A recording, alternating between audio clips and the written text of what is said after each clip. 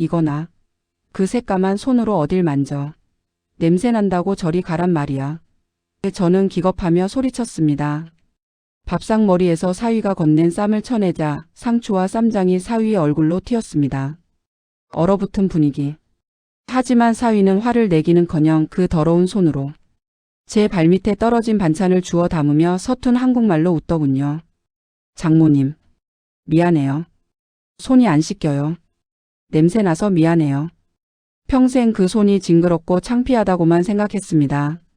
그런데 제가 수술비가 없어 병원에서 쫓겨날 위기에 처했을 때 원무과 창구에 수북이 쌓인 검은 얼룩이 묻은 1,000원짜리 지폐들.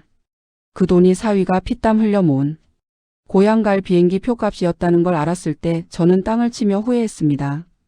오늘 못난 장모가 파란 눈의 사위에게 보내는 참회의 편지를 띄웁니다. 안녕하세요. 저는 경기도 외곽에서 혼자 살고 있는 칠순 노인입니다. 제게는 눈에 넣어도 안 아픈 외동딸이 하나 있습니다. 곱게 키운 내 딸이 어느 날 결혼하겠다며 남자를 데려왔을 때 저는 기절할 뻔했습니다. 남자는 한국 사람도 아닌 저기 머나먼 파키스탄에서 왔다는 알리였습니다. 엄마, 이 사람 정말 착해. 공장에서 기술자로 일하는데 성실해. 딸의 말은 귀에 들어오지도 않았습니다. 시커먼 피부에 부리부리한 눈, 무엇보다 공장에서 염색 일을 한다는 그 사람의 손은 아무리 씻어도 지워지지 않는 검은 염료로 물들어 있었습니다. 손톱 밑까지 새까만 그 손이 저는 끔찍하게 싫었습니다. 내가 널 어떻게 키웠는데 저런 공돌이, 그것도 외국 놈한테 시집을 가. 내 눈에 흙이 들어가기 전엔 절대 안 된다. 반대하고 또 반대했지만 자식 이기는 부모 없다고 결국 둘은 살림을 합쳤습니다. 저는 그날 이후 딸을 안 보고 살 작정을 했습니다. 하지만 넉살 좋은 알리는 명절이며 제 생일이며 꼬박꼬박 찾아왔습니다. 장모님 건강하세요? 이거 홍삼이에요. 그가 검은 손으로 내미는 선물 상자조차 저는 받기 싫어 현관 구석에 밀쳐두곤 했습니다.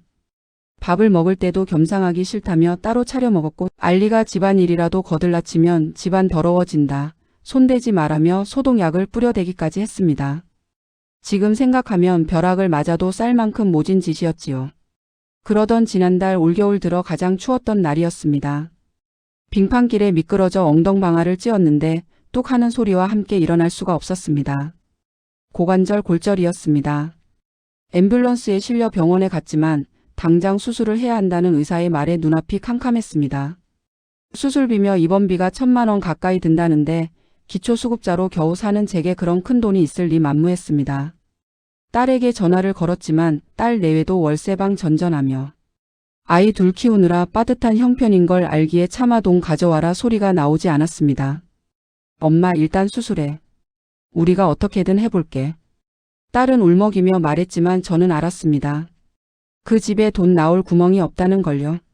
수술 전날 밤 저는 병실 침대에 누워 하염없이 울었습니다. 그냥 수술 받지 말고 집에 갈까? 늙으면 죽어야지 자식들 집만 되는구나. 그때 병실 문이 조심스레 열렸습니다. 알리였습니다. 작업복 차림에 꾀재재한 모습. 공장에서 야근하다 바로 뛰어왔는지 옷에선 독한 약품 냄새가 진동했습니다. 장모님, 아파요? 많이 아파요? 서툰 한국말로 걱정하는 그를 보자 고마움보다는 짜증이 확 솟구쳤습니다. 내 신세가 처량해서 돈 없는 사위가 원망스러워서 더 모질게 굴었습니다. 나가. 냄새나니까 내 옆에 오지 마. 꼴도 보기 싫어. 알리는 익숙한 듯 씁쓸하게 웃으며 뒷걸음질 쳤습니다. 미안해요, 장모님. 나 갈게요. 수술 잘 받아요. 그는 잠바 품에서 무언가를 꺼내 탁자에 올려두고 도망치듯 나갔습니다. 꼬깃꼬깃한 봉투 하나였습니다. 다음 날 아침 원무과 직원이 병실로 찾아왔습니다. 할머니, 수술비 완납되셨으니까 걱정 말고 수술 받으세요. 네? 그게 무슨 소리요? 누가 돈을 냈어요? 방금 사위분이 오셔서 전액 현금으로 내고 가셨어요. 근데 참 특이하시더라고요. 특이하다니요? 가져오신 돈이요, 은행에서 뽑은 게 아니라 1,000원짜리, 5,000원짜리. 꼭 저금통 턴 것처럼 꼬깃꼬깃한 지폐들이었어요. 게다가 돈에 검은 얼룩이 잔뜩 묻어서 새느라 애 좀 먹었네요. 공장에서 일하시나 봐요. 가슴이 철렁했습니다. 저는 아픈 다리를 이끌고 휠체어를 타고 업무가로 내려갔습니다.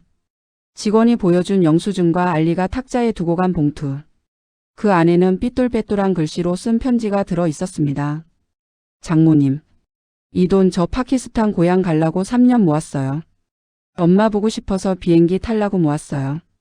근데 장모님 아파요. 장모님은 한국 엄마예요. 고향 엄마는 전화할 수 있어요. 장모님은 수술 안 하면 못 걸어요. 나 안 가도 돼요. 장모님 건강하세요. 내 손 더러워서 미안해요. 근데 이 돈은 깨끗해요. 내 피 땀이에요. 알리는 고향에 계신 늙은 노모를 보러 가기 위해 남들 쉴 때 쉬지 않고 잔업이며 특근이며 악착같이 일해 그 돈을 모았던 겁니다. 1,000원짜리 한 장 한 장에 묻은 검은 얼룩은 더러운 때가 아니었습니다. 가족을 위해 그리고 자기를 사람 취급도 안 해주는 이 못난 장모를 위해 흘린 사위의 피와 땀이었습니다. 저는 병원 로비 한복판에서 그 편지를 끌어안고 짐승처럼 울부짖었습니다.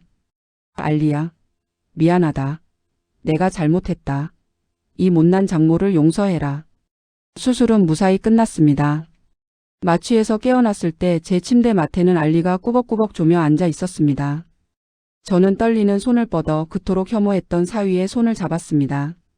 거칠고 딱딱하고 손톱 밑엔 여전히 검은 물이 든 그 손. 제 눈물이 떨어져 그 검은 손등을 적셨습니다. 장모님, 깼어요? 손 더러워요. 만지지 마요. 알리가 놀라 손을 빼려 했지만 저는 그 손을 제 얼굴에 비비며 말했습니다. 아니야.